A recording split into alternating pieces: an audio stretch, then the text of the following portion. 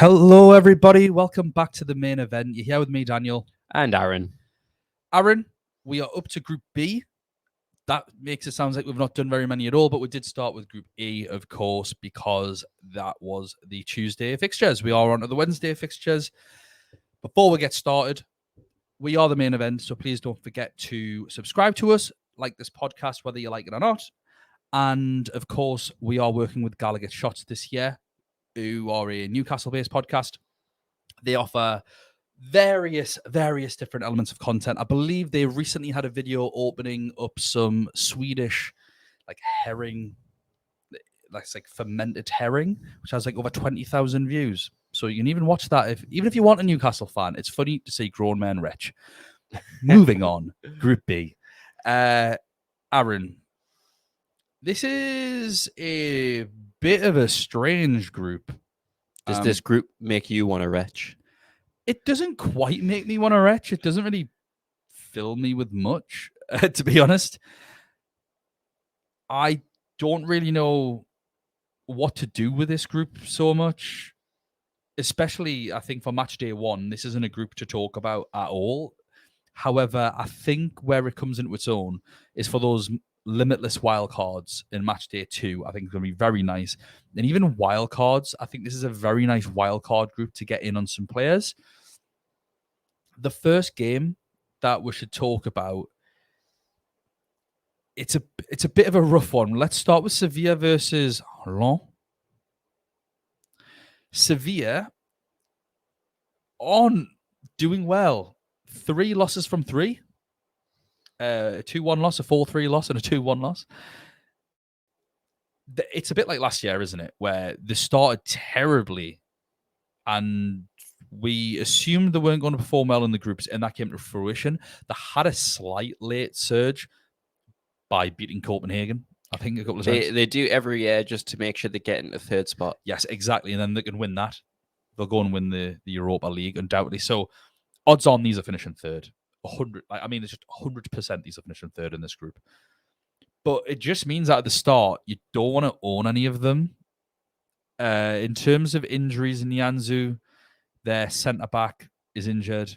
Marcao is injured. Fernando, holding midfielder, injured. Acuna, left-back, injured. Navas, right-back, injured. Now, I don't know how long these are out for, so please double-check before the game starts, all that sort of stuff. Make sure any of them are or aren't back. But that's a big dent. So at the minute, I'm not sure who's going to play a right-back for Sevilla.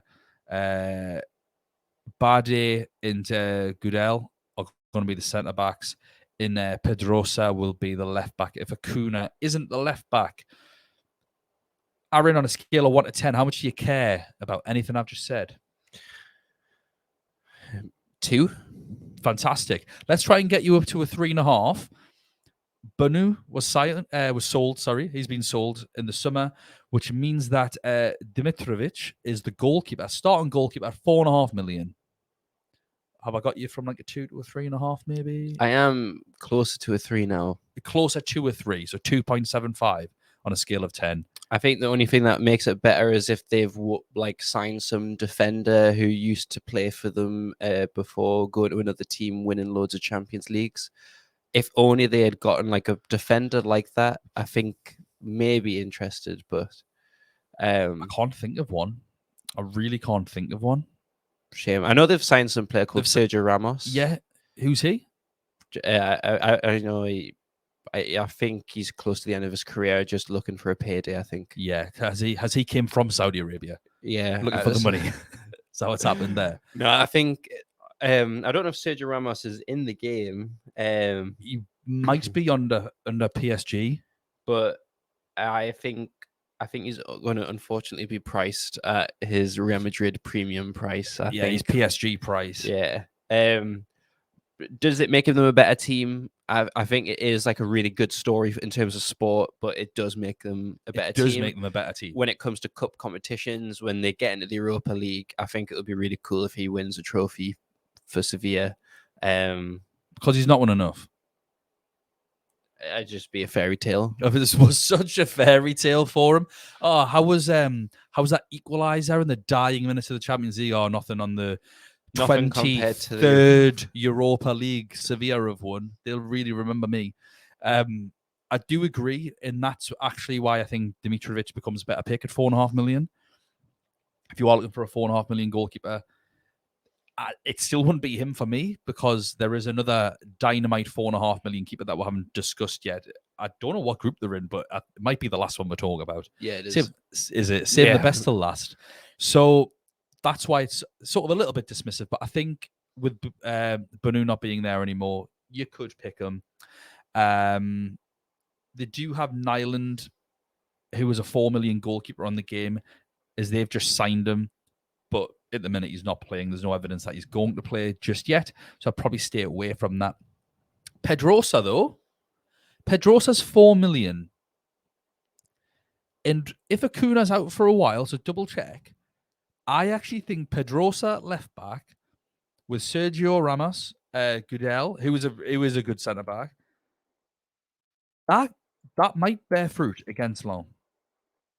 Because when we talk about them, they are not a good team at the minute. I know they had a good campaign last year, but it's last year.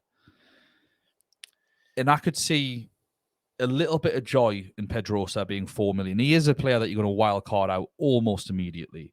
But for the first game, can I tempt you, Aaron? In the fruits of Pedrosa?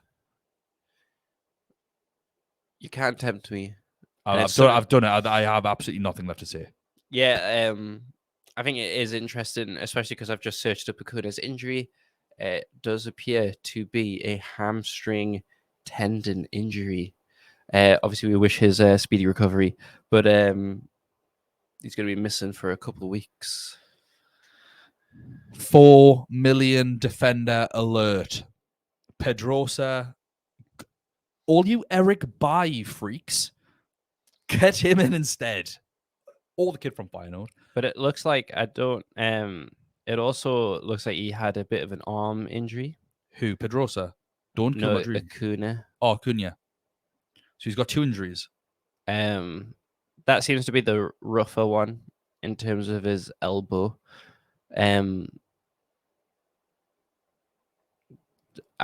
Because he's done it on international duty, by the looks of things. Are we unsure? Oh, no. Here we go. Okay. So it turns out that there's multiple Acunas, and the one that I've just searched up with his elbow injury plays for the Atlanta Braves in baseball. So the one for Sevilla. Wait a minute. Why the Argentinian international football team getting a baseball player to play? Yeah, left back for them. That's a really, really good question. Acuna is hamstring injury, multiple weeks left of his recovery. So I was like, why is his elbow like? Apparently, this seems like really recent. So yeah, maybe that pulled his hamstring playing 2 sports. Always top content, top up-to-date information from Aaron Graydon back in the studio. I feel like we always end up getting delirious about this time in the group. Yeah, so for anyone that hasn't noticed us wearing, or me in particular wearing the same clothing, this is the 6th in a row. We will be recording the other 2 tomorrow, most likely, for our own sanity. Moving forward into the Sevilla midfield, Rakitic is been fine. He's obviously getting on a bit. Suso's played central attacking midfield. Torres played central attacking midfield. Suso's also played on the right. So I think if you're going to go for a midfielder, Suso's the safest. Campos is left, as far as I'm aware. I don't really want to go for him. Lamela has had a goal, and that's about it. And Naziri's had 1 goal and has played rubbish in the last 2 games. I wouldn't go for any of them. Not a single one with some of the players that you can have in this game for cheaper prices or similar prices, despite the opposition. Sevilla just aren't playing well.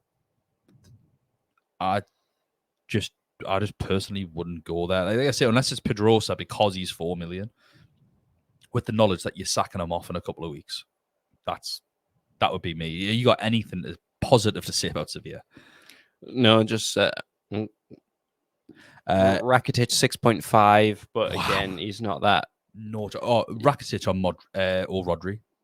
Rakitic or Rodri. Yeah. Madness. But Sergio Ramos, it is a cool story that he chose them over Saudi Arabia and the money that they were going to choose. But other than that, I do think that they're going to try and get third place again, which is going to be interesting for Arsenal and PSV. But cutting ahead of myself. We'll talk about Lens.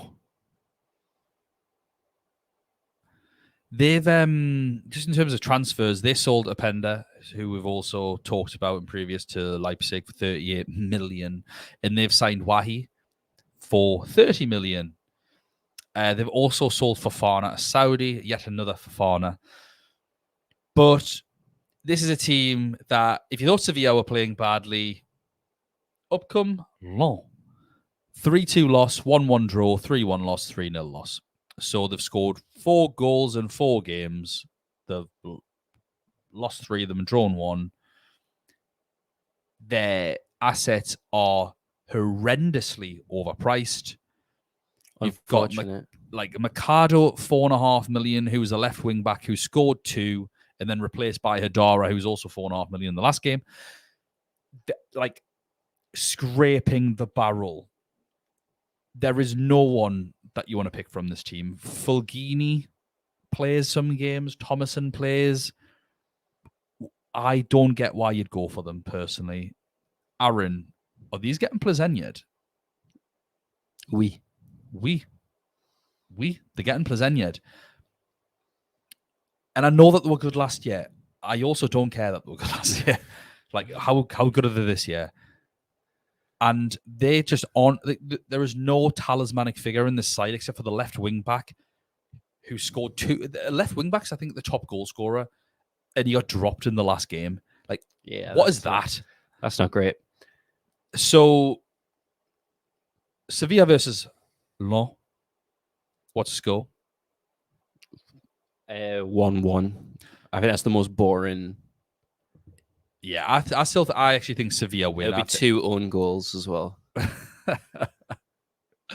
I'm going to go 2-1 Sevilla.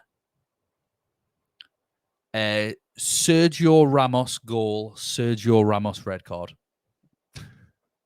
Bosh. Arsenal versus PSV. This is a better fixture. This is one that we might actually have some fun talking about. If I had someone more fun to talk about it with, of course. Let's start with Arsenal because we've got less to say about them, I think, just with them being a Premier League team. Fair start of the season, 3 wins and a draw. Terrible by Aaron's book because that's a very similar, if not exact start. It's the same as Porto. Porto, basically. Arsenal just a wish.com Porto, according to Aaron. He said that earlier. Some issues. They've got Ramsdale in goal, who's not started well. They've bought David Raya. They're both the same price. Stay away from them both, surely. Any disagreements on that? I think I said it in the group stage reaction that I think Raya might start the Champions League. Don't disagree. Partey started right back, and then you got what's coming to him. Right back is now Ben White. Saliba is played every game at centre back, obviously. Gabriel finally, bless him, forced his way in after injuries to Timber. A red card to Tomiyasu and a poor game by Kuyo. Finally got in, but I also think largely it's because Alexander Zinchenko is now fully fit again, and because he plays a particular role in that Arsenal team, Gabriel is more secure as that centre back. I think it's a bit of a crime that he didn't start. The issue with all of Arsenal's defenders, I think, is price. Yeah, I don't think you would choose these over other. I think other defenders the same price. I do think that Limitless potentially, yes, but it is just a shame about Timber's injury because at 5 million I would have been tempted 100%. But Limitless match day 2 against Lens. After we've seen, we'll see how they've done against Sevilla at that point as well. But that could be definitely a defender of choice, and then 2 midfielders or midfielder forwards, depending on, what your poison is. Might even be 2 defenders, might double up on an Arsenal defence and then go with Saka or something in midfield. With the midfielders, again, don't want to go into this in too much detail, but Odegaard's got a couple of goals. One of them was a pen. Saka's got a couple of goals. One of them was a pen and an assist. So all very much of a muchness there. Martinelli, 2 assists in that time, yet to score this season.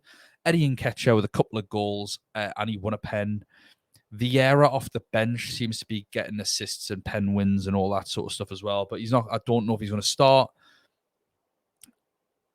I think for me personally, other than the fact I want to stay away from the PSV fixture because PSV are a very good team, I don't know who's going to start up front between Nketiah and Jesus, but likely Jesus. I don't want to buy any of them anyway ahead of all of the other forwards that we've mentioned on all of the other previews, plus ones we haven't even talked about yet, like Osimhen,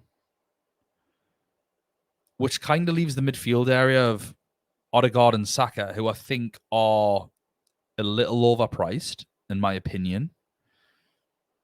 But it's just the fixture more than anything else. I think once I've got a wild card or something like that, I can maybe move on to one of these. Be interesting as well to see how these players perform, like Sunday, Wednesday, Saturday, Tuesday. What are your feelings towards Arsenal in midfield and attack?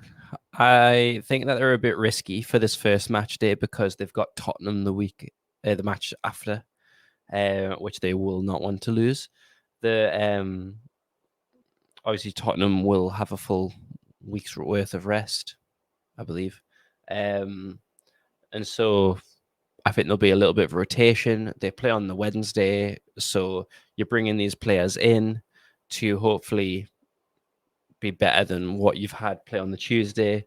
So in terms of the first match day, I think it's too much of a risk. In terms of the prices, 9.5 for Saka. I do think he's potentially the best value. Odegaard, 0.5 cheaper, but Martinelli is a forward. I think rules him out. Yeah.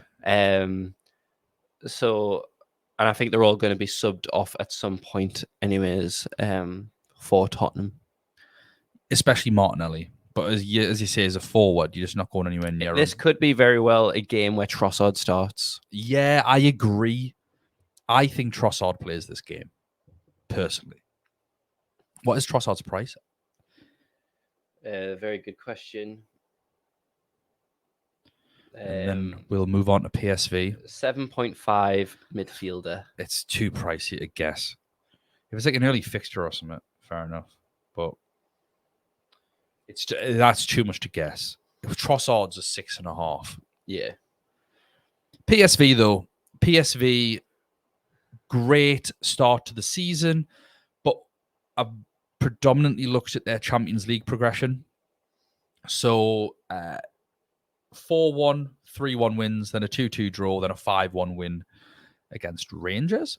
Then their most recent Eredivisie clash, they won 4-0. So they're doing really well, picking up and moving on stronger than last season. I think these will be a shoe-in to win the Dutch league this year, if I'm being honest. I think they'll pick it up ahead of Feyenoord and Ajax. But it's nice to see that league being competitive now with those 3 teams. Historically, it has just been Ajax with maybe the odd one jumping in ahead. And obviously, we've had FC Twente sort of come into it over the last sort of 15, 20 years and disappear. But I think with the 3 of these, it's making the league more competitive and they are now performing better in the Champions League. Assets, Aaron, talk to me. I think with PSV, the biggest ones that jump off in terms of ownership, Jimenez, 4 million midfielder, 8% owned. Gates, 4 million midfielder, 4% owned. Titans, 4 million defender, 1% owned. Janssen, 4 million goalkeeper, 1% owned. Other than that, nobody is owned. So I think this is a team where not a lot of people we said this during the reaction of the group, where I think a lot of people are writing them off because they had to go through qualifying. Yeah. But I do think that these are going to be the team that finish in second. I think defensively we need to wait. I wouldn't bring any against Arsenal, 100%. especially at the Emirates. 100%. there's just confusion with fullbacks because Teze, Dest, Van Aanholt are going to share Minich. Sorry, I was doing my best Steve McLaren Dutch impression there. Apparently, Dest is playing both sides, so he played right back in the last game, but he played left back when Van Aanholt got injured after the first 2 games. That being said, out of them, I think Teze is the only one with any attacking returns, 2 assists. Pascali is a starting centre-back, 4.5 million, was playing in all of those Champions League games, replaced it the previous weekend in the league. But it's why I like looking at the Champions League qualifiers, 'cause I feel like they're the big ones. They're the ones that you can get a solid grasp of like what team's actually going to play. So I agree. I think you will probably need to leave the defense and goalkeeper behind. The goalkeeper's Benitez, by the way, for anyone that does care. Midfield wise, I think Veerman is looking like the pick. Once Arsenal are out the way, and this lot have got Long and Sevilla, Veerman at 7 million, I think is not only a very good pick, I think he's a shout for limitless wildcard as well at 7. He has 4 assists and 3 goals. So 3 goals, 4 assists across the 5 games that I looked at. So that was in the Champions League and in the recent Eredivisie game. If we just look at the Champions League, he got 2 goals and 3 assists. And that's sort of the level-ish, maybe a little bit higher that he's going to be up against with Sevilla and Lyon. So for 7 million, I think that's one way to go. They have lost their Songjae. He's left, and he was absolutely critical in their midfield. He's been linked to so many European clubs. He finally got his move. Maybe not where anyone expected him to go, but he's gone. Moving forward beyond that, I think Bakayoko at right wing, 7.5 million midfielder. I think that's pricey. Does have 4 assists, but he's not been playing well despite those assists. Having Lozano signing back from Napoli, why don't you talk about Lozano, as you probably got a bit more eye test experience with him? Well, with Lozano, he was always kind of a sub appearance for Napoli. Politano kind of had that right wing kind of spot for him.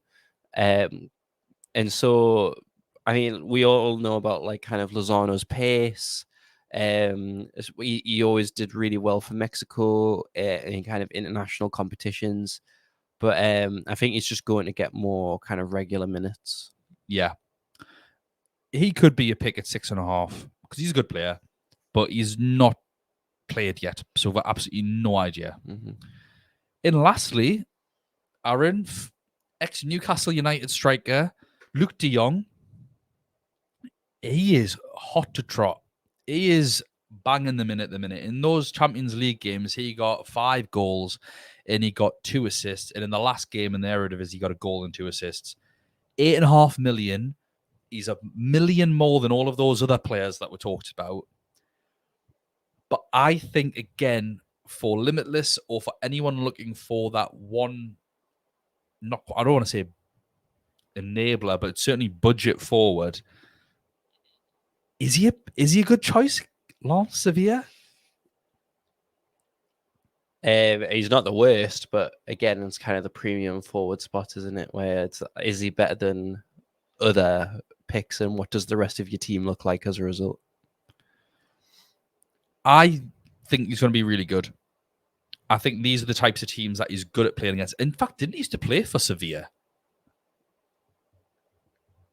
Wasn't it Sevilla and Barcelona he played for? That rings a bell, but I shall confirm. So I mean, that's probably an issue because he probably knows them really, really well. And ultimately, they'll know him really, really well. Yeah, just while I search it up, his career, you've absolutely nailed it. PSV, Barcelona on loan, Sevilla before that, PSV, and then before that, Newcastle United, Mönchengladbach 20, and Graafschap. Whoever they are.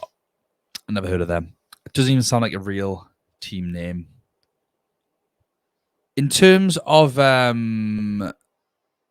this game, Arsenal v PSV, so that you don't steal my scoreline, I'm going to guess first. And I think at home, Arsenal win 2-1. Oh, that's okay. I wasn't going to say that. Well, that's not what you're going to say.